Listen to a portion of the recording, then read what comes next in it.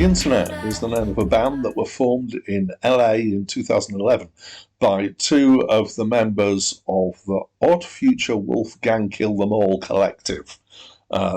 These two members who formed the Internet were Sid and Matt Martians, and they collected three other musicians together to make the band The Internet. Also, this collective, I won't say the name again, has featured, obviously, as a collective does, quite a few people, but the names in the list that I recognise are Tyler the Creator, Frank Ocean, and Earl Sweatshirt. Back to the Internet, they've had 4 albums so far. Hi, my name's Dan. So this was the third album by the Internet, and it's my first time listening to it, but it's not my first encounter with them. I would describe this as being alternative R&B, and I think both Wikipedia and Plain Music agree with me on this. So well done them for being right, because obviously I'm right. So the style musically is definitely R&B. But there are unusual aspects to it, and that's why I say it's alternative. So the first one of those is the percussion, the drums, and the patterns that are used. So there are unusual sounds used and unusual patterns used, which gives it a kind of I want to use the word janky kind of feel, but I'm not sure if that's going to come across well. Then there's other stuff in there. There's sometimes bass. There's often keys, keyboards, sometimes electric piano, and there's a tendency to use kind of held chords and for them to be jazz-like chords, by which I mean extended chords, and also the sequences of chords used are quite jazzy, I would say, which kind of gives it a little bit of a kind of jazz soul feel to the backing, but it's not really soul. I felt that aspect of it was possibly influenced by acid jazz, which is a combination between hip hop and jazz that happened in the 90s. There's quite a lot of real instruments being used, and sometimes the instrumental backing kind of reminded me of, in some ways, not in style, but in terms of sound choice and the way stuff was put together, a bit of Tom Waits' later stuff. Obviously not in style, because it's a very different style. Vocals. So most of the vocals are Sid, who's the singer for the band, and they're kind of slightly dream-like.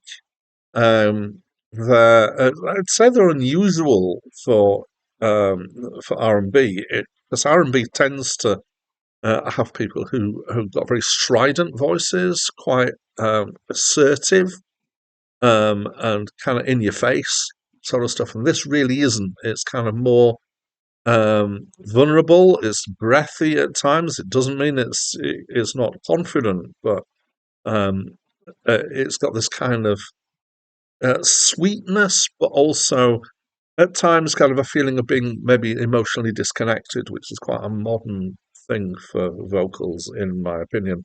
So most of the vocals are said, as I said.